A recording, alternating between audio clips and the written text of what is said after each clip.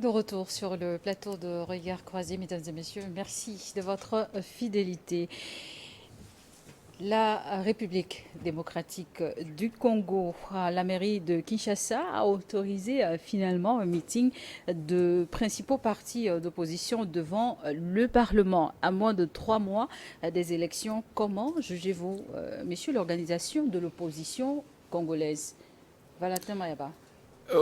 Depuis longtemps, il avait dit que Tshisekedi avait intérêt à ce que double situation se produise dans ce pays. Parce que quand vous faites, nous voyons déjà les rebelles, ou comment vous les appelez, et comment Les l'appelle-t-on? M23. Les Le groupe de M23, M23, voilà, les oui. M23 qui sont en train de faire vraiment leur incursion au nord du Kivu. Aujourd'hui, couplé des manifestations de l'opposition, je crois que ça doit être un peu difficile avec les élections à venir. Donc, à un moment donné, il faut permettre, il faut être un peu relax dans l'action politique. Parce qu'à un moment donné, quand le peuple veut s'exprimer, que vous l'étouffez, on dit le vase trop plein, il déborde toujours. Et donc, ce serait un pays invivable. Donc, je crois que c'est une bonne chose, une bonne décision qu'a prise le président Le Tshisekedi. Tshisekedi de donner le temps à l'opposition d'aller exprimer leur mécontentement, enfin, d'aller s'exprimer dans la rue, leur manifestation, leur meeting, pour parler des élections. Essentiellement, vous savez, l'opposant, comment on l'appelle là? Non, pas Faïlou, celui qui actuellement est en Moïse train de... Katumbi. Toumbi, Katumbi. Katumbi.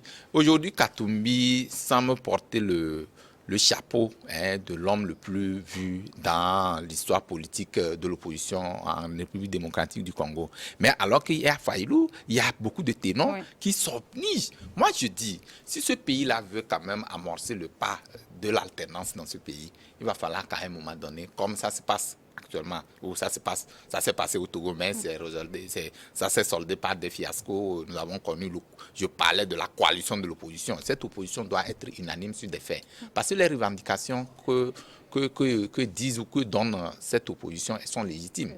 Et quand vous prenez déjà que le nord du Kivu est menacé, parfois jeter l'anathème sur Kigali, qui est en train de maintenir ces forces-là dans ce suspense-là. Je pense qu'à un moment donné, il faut sortir du carcan du président et prendre son bâton de pèlerin et véritablement chercher les origines des problèmes que vivent les populations. Donc, je trouve que c'est une fois bien qu'à un moment donné, de laisser le camoufler quelque part et aller vers le réel. Le réel, c'est d'aller donner la chance à la majorité, enfin, à l'opposition de pouvoir dire qu'est-ce qu'ils veulent, qu'est-ce qu'on peut faire ensemble, parce que nous sommes à la veille des élections, à 3 mois des élections, il y a beaucoup de choses qu'on doit faire en amont avant de pouvoir amorcer le processus. Donc, c'est une bonne chose. On va suivre de près ce qui va se faire avec cette opposition-là. On verra quelles seront les solutions qui seront envisagées dans ce débat. Même si vous êtes pressé de prendre la parole, je vais d'abord faire un détour, passer par C'est mieux. Joa Talaké. Après 2 manifestations reportées, une interdite, l'opposition congolaise a finalement pu tenir un meeting ce dimanche devant le Parlement. Est-ce qu'on peut considérer qu'il y a apaisement? Oui, il y a apaisement parce que vous savez, dans un pays démocratique où on voit de démocratie, si je peux me le permettre, lorsque vous ne donnez pas la prééminence à l'opposition de s'exprimer, de faire sa grogne et de faire ce qu'elle pense juste, vous êtes non seulement en train d'étouffer votre pouvoir, mais aussi étouffer la voie du développement. Parce qu'un pays qui ne connaît pas l'opposition tellement radicale n'ira nulle part. Parce que c'est sur la base de la contestation que ressort ainsi des propositions pour pouvoir donc faire avancer votre gouvernance. Alors, Tshisekedi, je pense qu'il a de bons conseillers qui lui ont dit, écoute, si tu veux vraiment avancer, Ouais. il faut que tu laisses passer cette opposition-là. On ne peut pas frapper un enfant et l'empêcher de pleurer. Il faut le laisser. Laisse-les et qu'ils puissent le suivre. Maintenant, l'autre question qui se pose ici, c'est quoi? On dit que le mot donné par cette opposition, c'est quoi? La vie chère et la sécurité. Et je pense que c'est légitime. Courant, oui. On dit la vie est trop chère. Quelqu'un veut dire, si le président de la République est devant moi, je dis, Monsieur le Président, la vie est trop chère. Ce n'est pas un crime. Monsieur le Président, il y a vraiment de l'insécurité. Qu'est-ce qu'on peut faire? Ce n'est pas un crime. Alors c'est une manière aussi pour le citoyen, l'opposition, parce que eux aussi, en tout cas, ils sont en train de participer à la gouvernance. C'est une manière pour eux aussi de donner des propositions. Maintenant, en dehors de ces manifestations, il faut aller au-delà et faire maintenant, comment vous appelez, des assises, sinon des assises nationales avec l'opposition, et faire sortir maintenant des propositions pour voir qu'est-ce qu'on peut faire. Parce que je ne crois pas qu'une opposition refuse de pouvoir s'asseoir ou bien aller à la table de négociation avec celui qui est en contestation. Pourquoi ils ne peuvent pas refuser? Ils vont aller, et c'est de là Ailleurs, qu'ils ça vont maintenant refuse, faire sortir. Ailleurs, ils refusent. Voilà, tout à fait, Ouais. tout à fait. Ailleurs, ils refusent parce ça, qu'il c'est pas bon. il se Oui, dit, c'est pas bon. il C'est se pas- dit c'est que pas bon, le moment n'est pas encore idéal pour pouvoir discuter, mais là, c'est pas bien. Lorsque le pouvoir tendra la main à l'opposition, il faudrait qu'elle accepte et que la discussion sorte. Parce que c'est ça qui fait en fait la différence entre ceux-là qui avancent et ceux qui cherchent toujours à avancer, oui. nous les pays africains. Alors en Europe, par exemple, on ne peut pas, c'est inconcevable qu'on puisse dire que vous avez manifesté, on vous appelle à la table de négociation, vous allez dire non, nous n'allons pas, il faut aller. Et donc l'opposition a le droit de manifester. Tshisekedi a le devoir de laisser la liberté de manifestation s'exprimer dans la rue, mais surtout dans le respect des textes et réglementations. Bon enfant, Abovi, votre réaction? Oh, ben, pour la première fois, Tu nous Vous êtes rejoins. d'accord je avec suis d'accord vos avec, co-débatteurs avec pour mes une co-débatteurs fois. parce que, vous savez, Tshisekedi plutôt aurait compris qu'il ne servirait à rien de s'entêter, de ne pas écouter le peuple, de ne pas écouter. Ça dit que Tshisekedi ne dit pas en politique, quand les opposants sont là, toi aussi tu te sens à l'aise. Parce que quand personne ne s'oppose à ce que tu fais, tu crois que tu es bien. Donc aujourd'hui, libérer la classe politique à manifester, mais c'est une bonne chose, c'est un principe démocratique. À un moment donné, je me dis qu'il y a confusion entre la dénomination du pays et les actes que posait Tshisekedi. On dit République démocratique du Congo, alors que certains actes allaient directement à l'encontre de la démocratie. Donc si on revenait plutôt à l'ancien nom, Zaïre, c'est mieux. Maintenant, je crois qu'il a compris la leçon, et il faut laisser les gens s'exprimer. Et quand les gens s'expriment, toi aussi, tu vas t'inspirer de ceci pour mieux faire. Tout compte fait avec l'allure là, je crois que les choses iraient bien. Maintenant, ce qui est le thème de ce meeting, c'est quoi? L'opposition appelle les gens à se mobiliser et à manifester contre la vie chère. Ouais, non? Aujourd'hui, la vie chère n'est pas le problème de la RDC seule. La vie chère, c'est partout. C'est pourquoi j'appelle maintenant la responsabilité des Africains. 2 pays, Russie et Ukraine, rentrent en guerre, on a faim. C'est ça qui doit appeler la responsabilité des Africains. Vous comprenez? Maintenant, on n'en a pas. C'est pourquoi on en souffre. Maintenant, ça doit nous faire réfléchir. Ceux qui sont les numéro 1 des pays doivent comprendre que nous dépendons trop des gens. Tout à l'heure, certains vont dire encore que les forces occidentales sont encore derrière l'opposition en disant non, ce n'est pas. Ça dit que le fait de laisser maintenant l'opposition s'exprimer, on sait que la vie est chère, mais il ne faut pas que l'opposition aussi se cache derrière quelques faits sociaux pour vouloir déstabiliser par leur rassemblement un pouvoir. Ce n'est pas bon. Et je termine en disant que l'opposition a le droit de manifester, mais il faut qu'elle manifeste dans les principes de l'art par rapport à la loi qui régit leur système. Et il faut le souligner, ça a été une manifestation qui s'est soldée sans incident. Voilà. La première fois. Oui. La première fois. Alors, Martin Fayoulou, Moïse Katumbi, Matata Mpoyo et Deli Sessanga, c'est une bonne combinaison face à Félix Tshisekedi? J'ai apprécié, mais je laisse un peu sceptique. Parce que, vous savez, l'exemple ailleurs nous a servi de leçon. Et aujourd'hui, le même exemple congolais. Bon, pas congolais. Je crois que nous sommes en Afrique. C'est comme justement, c'est comme également au Togo où on avait vu la coalition de l'opposition qui avait tenté. C'est justement dans ce sens que je dis. Bon, on attend de voir. Mais sinon, c'est la meilleure formule. Lorsque vous voulez aller vers un adversaire de taille, comme celui qui est au pouvoir, qui a toutes les manettes, il faut être ensemble. Donc, ensemble, on est fort, comme souvent on le dit. Mais ici, souvent, bien que chaque parti hein, à sa vision, à enfin, sa vision. Mais ici, vous allez vous inscrire dans une dynamique. Cette dynamique est la couche maintenant. C'est justement lorsque on arrive vers les résultats que le partage du pouvoir devient difficile dans ce cas de figure. Donc c'est là, je dis, si ce n'est pas qu'en Afrique, nous parlons de ces coalitions-là. Dans les pays où il y a la démocratie, il y a aussi la liberté de tout.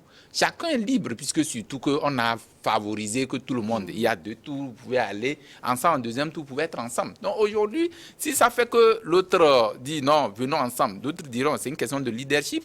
Si c'est peut-être c'est moi qui suis populaire, les autres ne viendront qu'à ajout. Et ça crée vraiment des distensions. Donc moi je trouve que cette Mais dans façon... cette coalition, on a quand même des des ténors. Oui, justement, ces ténors-là, moi je dis que s'ils se mettent ensemble avec une vision commune, je crois que ça peut renverser les montagnes. Mais on attend de voir surtout avec les situations sociopolitiques en Afrique. Alors, cette coalition, cette nouvelle coalition vous inspire, cette fois, peut-être la bonne? Et moi, je vais voir la chose autrement. Et vous savez, la coalition est trop tôt en Afrique. Toutes les coalitions ont échoué. Toutes les coalitions pour aller à l'élection. Qu'est-ce qui handicape tant les il a déjà soulevé, c'est-à-dire un cas, c'est-à-dire c'est le leadership. Tout ce que vous venez de citer, Katumbi, etc., c'est des ténors. J'aurais préféré, en Afrique, que les coalitions viennent après le premier tour. Oui. J'aurais préféré que les coalitions viennent après le premier tour. Si nous consentons être ensemble pour battre Tshisekedi, et vous êtes en amont, en coalition, il serait facile, également. Dans un pays où on n'a pas confiance aux élections et aux résultats, il faut parler de la coalition après le deuxième tour, après le premier tour, quoi. Ouais, non? Puisque vous aurez chacun, au premier tour, chacun aura à avoir quelques points. Maintenant, au deuxième tour, tout le monde sait que c'est celui qui est à la tête. Ouais. Et il rallie les autres. C'est ça qui arrange les partis au pouvoir, non? C'est ça qui arrange les partis au pouvoir. Oui. Ils ont l'habitude d'appeler les faibles. Mais cette force au départ peut être aussi dissuasive. Non. Vous allez voir que c'est ce qui serait très facile pour Tshisekedi de gagner cette élection-là. Parce que quand vous n'avez pas confiance, à l'instance qui dirige ou bien qui organise les élections, et vous êtes en amont en coalition, quand on vous déstabilise, c'est fini. Mais quand vous allez en rang dispersé, chacun prend un peu dans le pays et vous consentez maintenant au deuxième tour de mettre votre force ensemble pour pouvoir battre, ça c'est mieux. Bon, c'est ma manière de dire les choses. Oui. Cette coalition dès le départ, c'est bon signe pour vous, non? En tout cas, moi, ce que je déplore dans tout ça, c'est que en Afrique, par exemple, lorsque vous voulez vous créer votre parti politique, il faut disposer des moyens nécessaires pour affronter celui qui est au pouvoir. Parce que chaque parti politique a quand même une vision, en tout cas, une vision de conquérir le pouvoir. Alors, si vous n'avez pas les moyens nécessaires... Déshabitués de l'élection. Tout ça là, c'est des ténors. Si vous n'avez pas réellement les moyens de combattre, d'aller au front et de rencontrer celui qui est en face, il faut, dès le bas, essayer de se fondre dans un parti que vous jugez utile et qui partage votre vision. Je vous fais une confidence que aux États-Unis, par exemple, pour être représentant des chambres, je pense qu'il faut réunir minimum $6 000 par semaine pendant 2 ans. Ben, écoutez, c'est de l'argent en fait. C'est de l'argent. Alors quand on parle de la politique, quand les gens disent qu'ils veulent faire de la politique, moi je me dis que quels sont les moyens que vous disposez? C'est la fois passée que la DMT commence par lancer des choses pour qu'on cotise. Hein. En termes de moyens, vous parlez de moyens financiers. C'est ça qui handicape nos partis, surtout de l'opposition. Oui, en fait, c'est le véritable problème. Hein. Donc il n'y a pas match. Hein.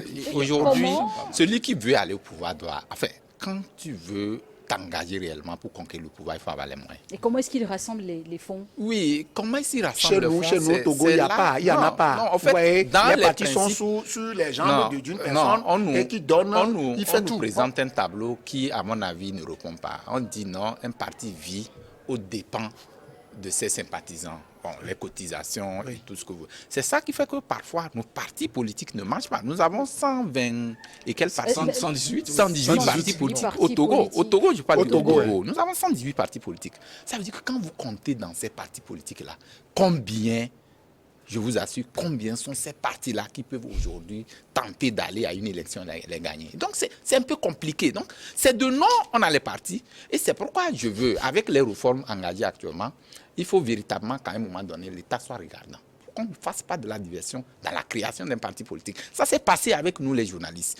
Les gens créent des journaux. On ne sait pas qui est journaliste. Et à un moment donné, l'État a pris le temps de réglementer. Nous avons crié ici, mais aujourd'hui, c'est rentré dans les normes. Ça veut dire qu'à un moment donné, quand tu sors, tu as ton journal, ça veut dire que tu réponds aux critères définis par la loi. Donc c'est pourquoi à un moment donné, à tous les niveaux, la personne ça est n'empêche à tous les niveaux, il faut que ça arrive. Une autre formation sorte après. Oui, je ne refuse pas. C'est-à-dire qu'il faut qu'à un moment donné, qu'on définisse des critères. Qu'on définisse des critères pour dire si vous êtes un parti politique, comme le Togo l'a fait récemment, il faut organiser un congrès, je crois, 1 an avant l'échéance qui va suivre, et tout ça là. Donc on suit tout, et à un moment donné, il faut réglementer. Parce que trop, c'est trop. Ça fait que ça fragilise même. Le peuple est désemparé, désorienté, ne sait même pas qui il faut suivre. Pourquoi est-ce qu'on ne peut pas arriver dans nos États à avoir 2 partis, la gauche et la droite, comme on en voit ailleurs. Ça rend fort. Ça rend fort nos États. Ça rend fort nos États. Le pluralisme qu'on a amené la démocratie, on dit pluralité des partis politiques. Aujourd'hui, les gens n'ont pas compris cet aspect de la chose. Les gens vont, ils remplissent des trucs, ils déposent au ministère de l'administration et ils disent j'ai créé un parti politique. Ça s'arrête là-bas. Bon, maintenant, l'incandescence, le rôle majeur que doit jouer un parti politique, est-ce que vous pouvez le faire? Il y a des partis qui n'ont pas de siège, malheureusement. Donc, nous disons que ces ténors réunis ensemble, s'ils peuvent en amont rester avec une feuille de route bien définie, pour dire des critères. Bon, voilà ce que nous voulons faire ensemble. Si nous gagnons, voilà comment ça se fait. En amont, ça ne se définit pas. C'est ça qui amène véritablement les problèmes. Et quand on gagne, le partage du butin devient très, très, très difficile. Nous restons en République démocratique du Congo, s'unir, oui. Mais après, qu'est-ce qui peut encore constituer la force de cette coalition de l'opposition congolaise? Au fait, vous venez de citer des noms. Martin Fayulu, Moïse Katumbi, en Afrique, tout le monde sait que c'est des gens là. D'abord, c'est des gens qui sont riches. L'homme de TP Mazembe, comment on l'appelle, Katumbi. Ça dit que là, on ne peut pas parler de l'argent là. Ça veut dire que c'est un acquis. De deux, c'est un homme un peu populaire. L'autre, Katumbi, non. Martin Fayulu. C'est des gens qui sont sur la scène. C'est des gens qui sont connus. Ce que Mayaba a dit, et ça m'a plu, c'est qu'il faut que ces 3 ténors-là s'asseyent en amont. Parce que 3 partis politiques, ça veut dire qu'on véhicule 3 idéologies différentes. Ça veut dire que les 3 ne voient pas la chose de la même manière. Donc il faut qu'en amont, ils s'asseyent pour définir, au cas où c'est comme ça, qui va. En Afrique, chaque fois, les coalitions se cassent à cause du leadership. C'est ça que nous venons de dire. C'est pourquoi moi, j'ai préconisé qu'au lieu de le faire en amont, il faut que ce soit après. Oui, mais également une stratégie pour réussir ce pari. Une stratégie peut-être qui sort du commun. C'est-à-dire essayer de, comme l'a dit bon enfant, il faut essayer de, à la base, se comprendre. Que voilà sur quel pied nous allons marcher si ça marchait.